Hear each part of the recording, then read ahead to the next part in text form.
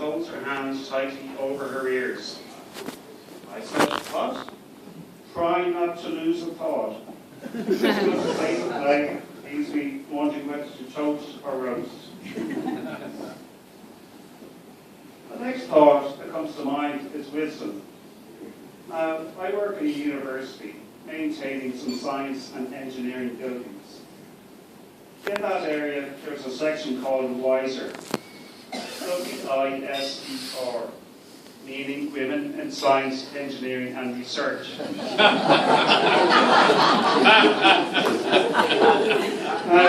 would have to be pretty confident to come up with an acronym like that, as it much implies what it says.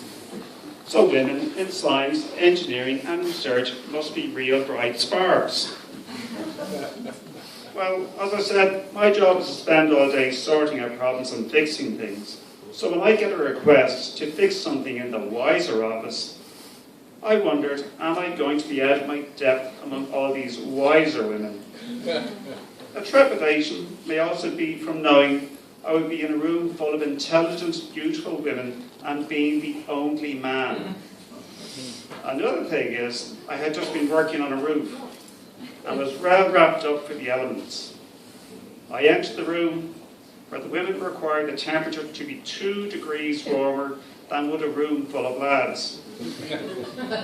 So grossly overdressed, in a hot room, surrounded by the opposite sex, and discover I have to get down on my hands and knees and climb under a desk to fix a PC.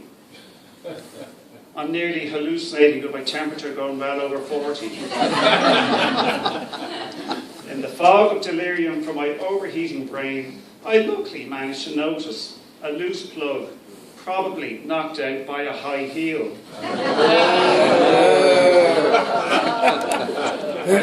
So with great diplomacy, I have to explain to the engineers and scientists made up from the other half of the population that there was some unobservable malfunction, and I quickly retreat outside to cool down. This reminded me of the woman who was asked in court why she stabbed her husband 122 times. She replied, I didn't know how to stop the electric carving knife.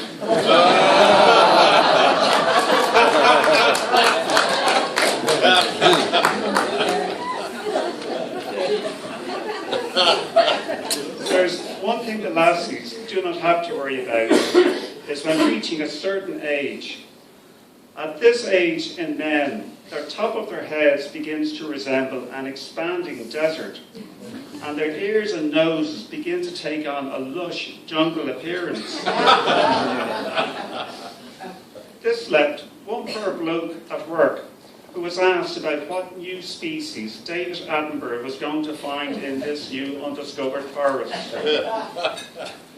Well, we lads, we've heard of Brazilians and Hollywoods, and as we have broken the ice with charity waxes, I'm sure it is only around the corner when I'll be joining my wife in the beauty parlour to get my regular Italian for my legs, an Amazon for my chest, and an Isle of Man for my ears. While the lassies may be happy with their dyes, their perms, their curls, their makeup, their tans, their nips, their tucks, and Botox, I feel if we tried those, our manhood would not only be bleached, but Botoxed. As one who considers himself someone who's in favour of the advancement of women, I recently read an article about feminism. However, at 7:05 on the number 8 bus, going into work, slightly bleary-eyed and still in a daydream, wondering where I really am at that cold hour, I just noticed some line in an article about women in management breaking through glass ceilings in boardrooms. Now, I'm pretty sure Sean Quinn didn't have glass ceilings in his boardrooms, but maybe more likely Versace or Valentino had glass mirrors instead. In my dreamlike state, the only image I have is of a man dressed in blue with his red and white fronts worn outside his spandex tights and flowing cape with fists cutting the air and then through the glass ceiling as he hurtles upwards. Wonder Woman, you need to up your game. One thing we hear in abundance is that the lassies are just great at multitasking. Well, I wonder about that. Herself may be found in the kitchen managing to do 1, be stirring a pot, 2, have a phone wedged between her ear and shoulder, and 3, manage to have a conversation. God forbid if our friend at the other end of the phone discovered a bag for €50 in TK Maxx, which is going in BTs for €500 only before Christmas. The dinner would be burned. However, we lads seem to have no difficulty with multitasking. Simultaneously, we can have a can of beer, we can watch the soccer, regularly skip over to the rugby, scoff some pizza, text a state of play to each other, and even scratch ourselves all the while lying down on the couch. For example, tonight, how much longer did it take for the lassies to get ready compared to the lads? I even know of one lassie here tonight who had to go to the hairdressers not once, but twice. Hey! Now lassies, you're all looking beautiful tonight, but are we lads not looking just as well? Now, I'm over there being just one woman in a man's life, but there are exceptions. I'm sorry to say, I even have sympathy for some of these lads in double relationships.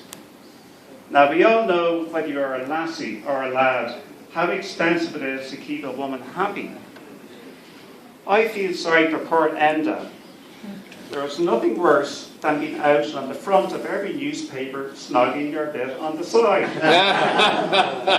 Then his wife finds out that after only spending a few euro on her birthday present, he gave in to the hussy's demands and parted billions on Angela to keep her happy.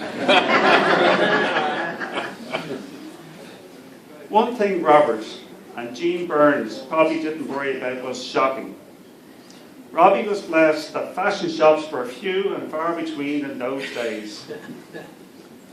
My male colleagues will never forget the lost days where football, golf and the odd pint were missed to the hours spent shopping. We all know the ritual. We go into the shop and the conversation we are having starts to disappear. Your partner's facial expression utterly changes and a focused image is all you see.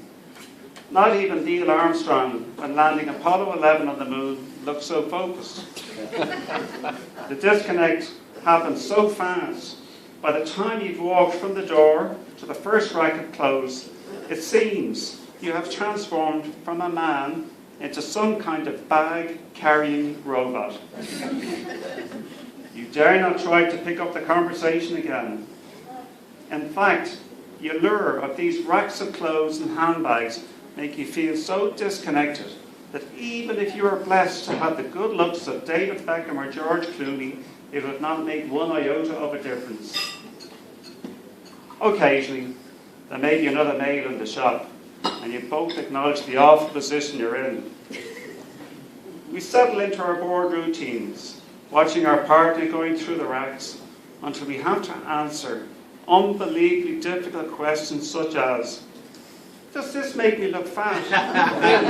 Tall, round, slim, elegant, and so on. Our brains are just not programmed for these situations of diplomacy. The ritual goes on until she says, I need a new bra.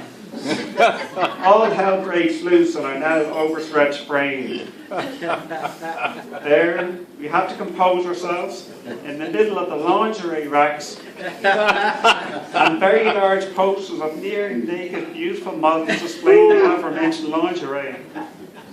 The robot just does not know where to place his eyes. In case the other ladies all around him are checking on whether you are some kind of pervert. It has been said, we do not understand women. I think it is women do not understand what they put men through.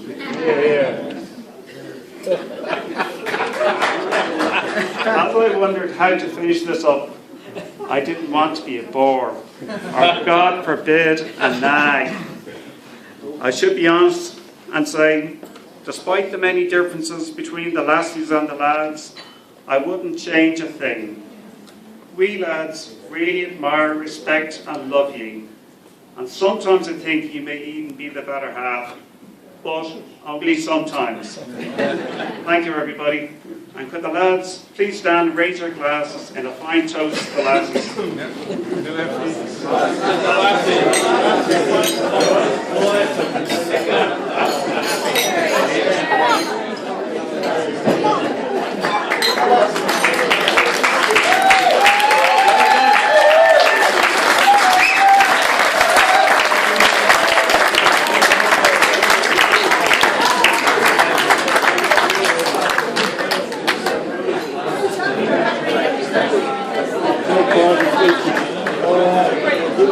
Dave, thanks a million. Well, hey, well done. Well done you as well. Have your sound.